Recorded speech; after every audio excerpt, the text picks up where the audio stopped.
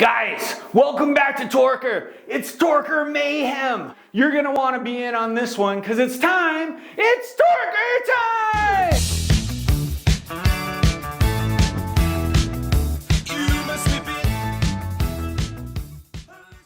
Guys, you know, for Torker Mayhem, we've already dropped the MX-26 and the MX-29.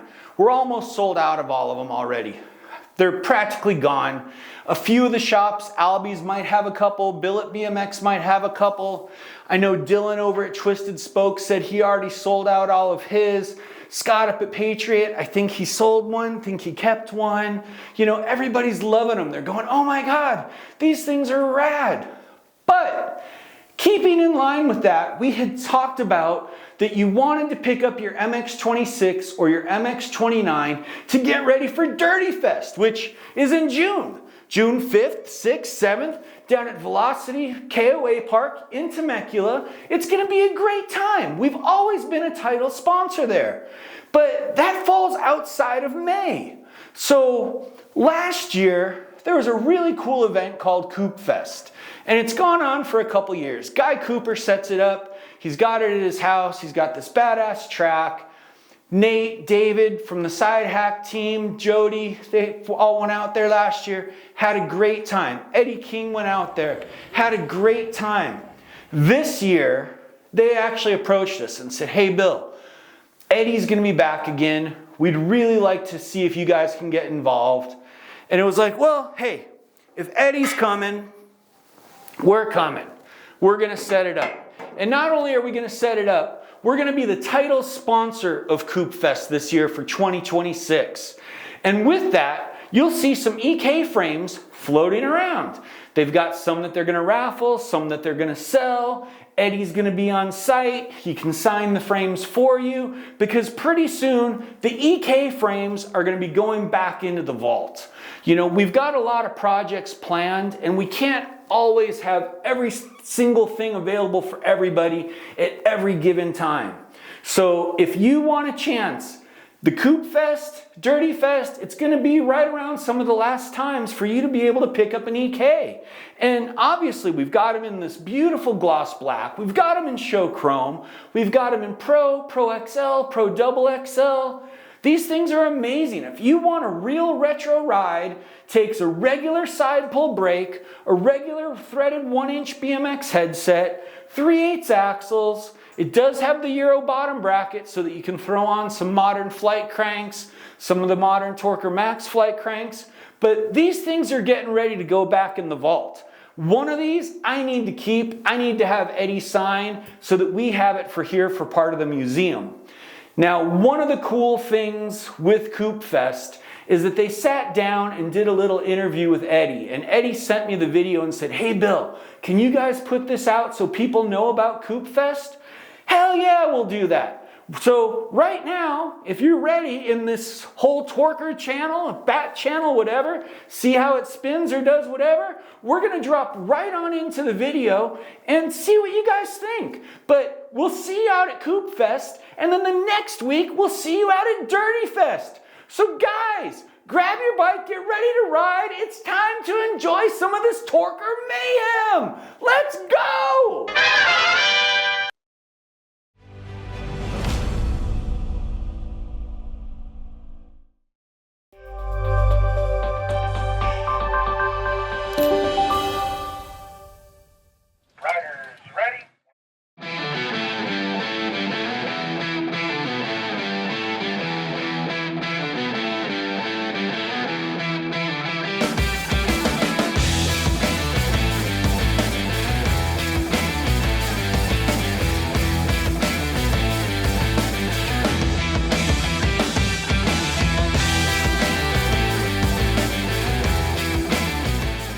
Saturday at Coupefest 2025 delivered everything you hoped for in a vintage BMX weekend. The weather was perfect, and the show bikes, those rolling pieces of history, were out in full force. Riders and friends from near and far filled the grounds, turning the day into a celebration of the sport's past and present.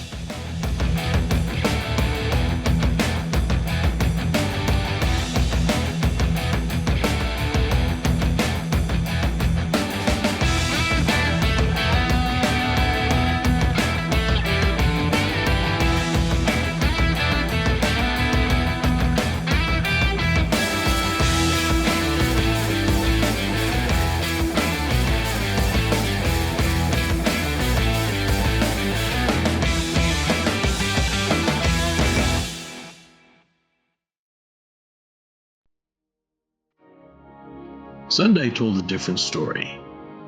The weather turned dreary.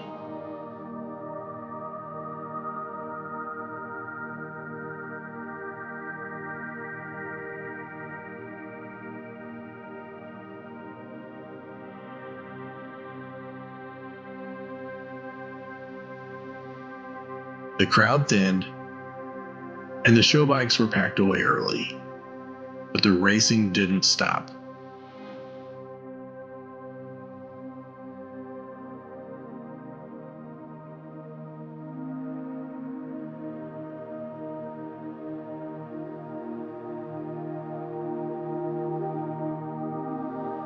And in that quieter moment, the weekend offered something special.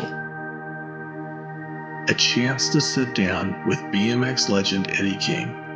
From his early days of racing for Torker to joining the Diamondback team in 1980 and turning pro from 83 to 89, Eddie inspired a generation of riders. His story became the perfect centerpiece for a Sunday that refused to quit.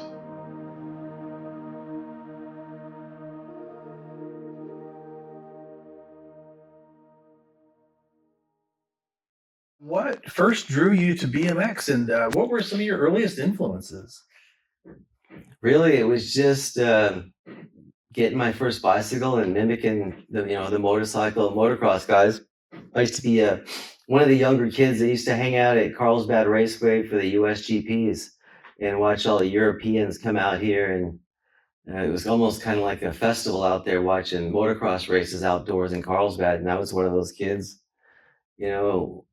hoping and cheering on the Americans, hoping they would win, but just a motorcycle influence in the motorcycle guys when I first got my bike, which really was just a stock transit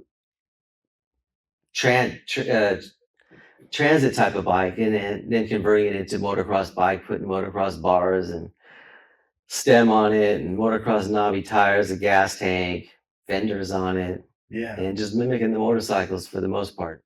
You started to get maybe like a sponsorship from a bike store? Yeah. Got a local sponsorship with the bike company, with the bike store. And they, got a hold of a bicycle for me, and I rode that bicycle for them for a little while, and then, started winning some races on that. And then I got approached from another bicycle company, another bike shop. And then things just kind of steamrolled into racing bicycles professionally eventually. Got on Torker, and eventually then that led to a signature bike in about late 1979-ish. Yeah, 78, right around there. Yeah, which was probably one of the most early signature bikes.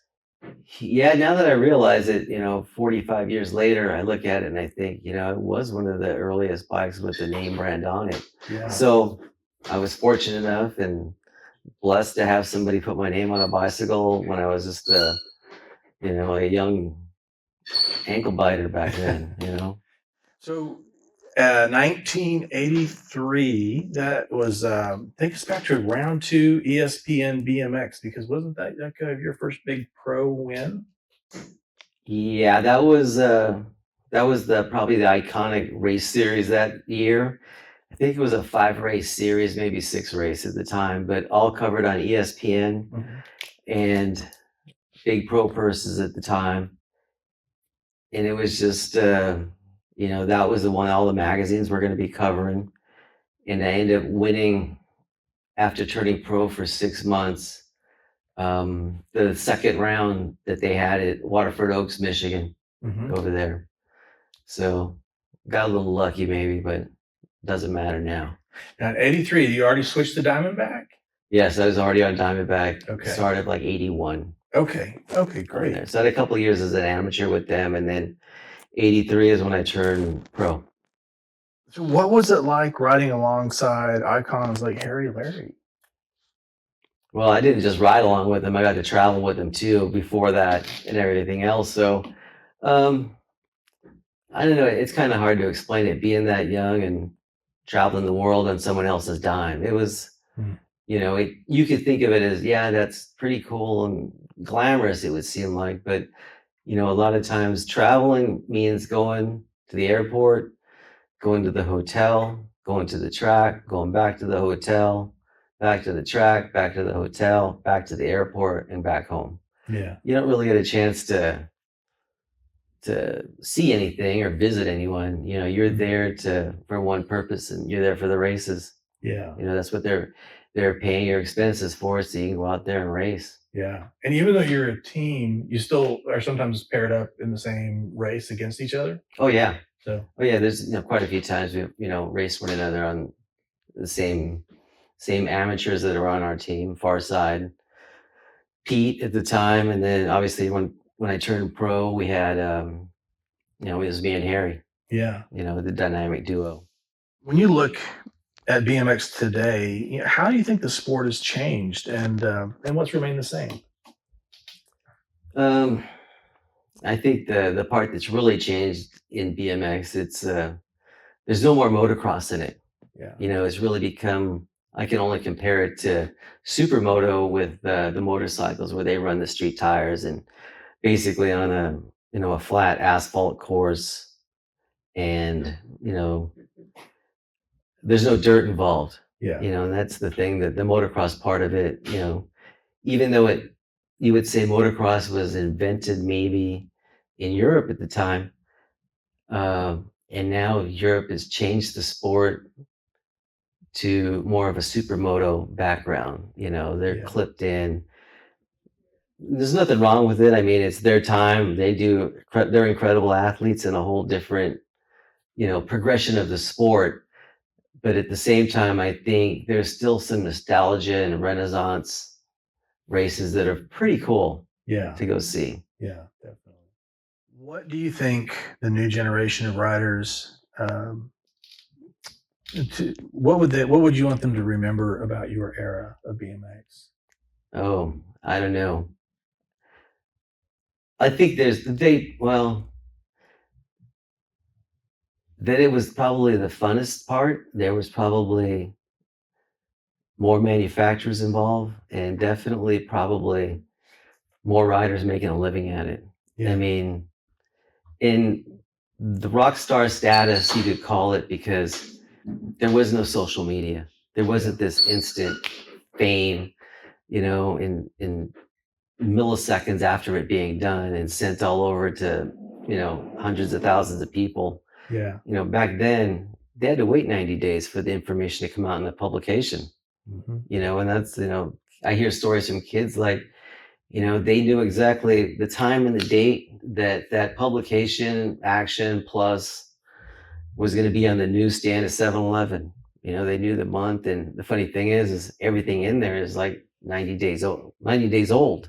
Yeah. It's old history for the most part. We're already focusing on, 5 more races ahead of time. Yeah. On there. So, but that was the only way of the communication back then. Yeah. To the masses. Absolutely. Not like it is today. Today it's, you're here today and you're old news tomorrow. Yeah. Yeah. The news cycle is constantly revolving. What would you say about like some of the big name bike companies today? And maybe they're not BMX. Maybe they should consider BMX building bikes, or maybe. Well, I think I really would like to see some of the big true BMX manufacturers, the Treks, the Specialized giants, come back in and have some type of impact on the juvenile line of bicycles. Yeah. Because I honestly believe, if you get that early customer riding your Specialized or your Trek at 7, 8 years old or whatever, he's going to look at it when he gets older and think, what, I had a Trek so-and-so or a Giant so-and-so. Yeah. I want to get that same kind of brand again as an adult. Yeah. Maybe as a young adult, and then as a grandparent. Yeah. Go back to that same brand, be loyal to it. There's always the young generation coming in, and if they get a big sponsorship, and then they move out of the sport, like their exit plan. Mm-hmm. Do you have any thoughts about that? Well, I think the manufacturers, I think when they take a young rider and they treat them like gold, they pay them lots of money, and they treat them almost like a business. They treat them like it is a business for the most part. But these riders, you look at them and you think, these companies should be a little more, how is it, thoughtful when it comes for an exit plan for these kids, especially when you're taking a 15-year-old or a 17-year-old and you've had them for a few years and treated them, with royal treatment, paid them and everything else, and now you want to discard them and say, you're done, we can go away type deal. I think there needs to be a better exit plan for these manufacturers that take these young riders and treat them like they're gods. And I think then their hearts get crushed when, your contract's not being renewed, and we had to tell you this towards the end of the year, and now you can't go get a new sponsor because all of the other old sponsors, all the potential sponsors have already done their budgets for the future year, and now you're hung out to dry that year, at least for the most part. So I think, my advice for a lot of these young kids is, you get that nice big sponsorship deal, concentrate on an exit plan for both of you, so you're not like left out hung to dry. That's great thought. Great advice. And it goes for the parents. The parents should probably think that way too for their kids, because Junior doesn't know that, when he's getting this ride and he's getting everything paid for. But those are just my 2 cents. That I might have missed? Not that I could think of. I mean, I think, BMX has got to be doing pretty good. It's in a lot more countries these days, and it's on the Olympics. And hopefully it stays on there. I mean, that was all of our dreams, I think, back in the 80s, was that, someday, we're going to make the big push, and the world's going to know about it. And, that's a plus for the sport. I think that's a real good plus to see these other countries that don't necessarily have a BMX program or riders riding. Now they can do something about it. They've got some assistance, they got some help, they know where to find some coaches if they need to. That's the growth of the sport. I think just our generation has got to witness. I mean, we were playing in the dirt with our Schwinn bikes, and the evolution to now worldwide and Olympic. That's a huge transition to see. It's an amazing growth. And I mean, we grew up racing and everything else, and it was just nothing but just Americans were your competition. And then shortly afterward, in the 90s, the French, the Australians, the Dutch, they started emerging, because they have good cycling programs back home. And I don't know what the number is as far as international riders at, BMX events are these days, but, there's probably 20, 30 countries worldwide, at least, that have some type of BMX program for the Olympics. That's good stuff. And you compare it to like 1980 to today, that's a huge growth. In some ways, do you feel like maybe BMX is still just beginning? I think it is. I think, they'll figure out that it always comes up with, bumps in the roads with, funding and finance, and how they can make the sport more appealing to the general public, make it more affordable, pass the word around, get people to try it, sample it, see if it's something they like. And I've always said, we don't need 2 associations in the sport. We had that for so long. Granted, they're vast different associations track-wise, and ideologies of BMX, I think, were different. But they need to really focus on the one association, because they have competition out there. It's called youth soccer, baseball, football, basketball. That's what these kids are doing. They leave BMX with this, that they're going to go on to another sport for whatever reason it may be. So they need to find a way to to make the sport better. I mean, it's always going to be evolving, Mhm. changing, but we need to get to the top again, Yeah. like we did before. Yeah. I'm pro-American, sorry. We're going to beat the Australians, the Dutch, the French. The French are super fast, Yes. way Yeah. too fast. Yeah. But like I said, we'll get there somehow or another. Yeah. Well, Eddie, thank you so much for sharing your stories, your insights into this incredible sport that we call BMX, and we love it so much. And just sharing your history too. I really value that. Cool. Thank you so much. Kevin, thank you. Appreciate it. Eddie King, a 1989 National BMX Hall of Fame inductee, was and remains one of BMX's true champions, a rider whose fire helped build the sport from the ground up. The tracks may have changed and the sport may have evolved, but the imprint he left on BMX and on the riders who followed is unmistakable. His story proves that greatness isn't just measured in wins, but in the lives you ignite long after the last skate drop.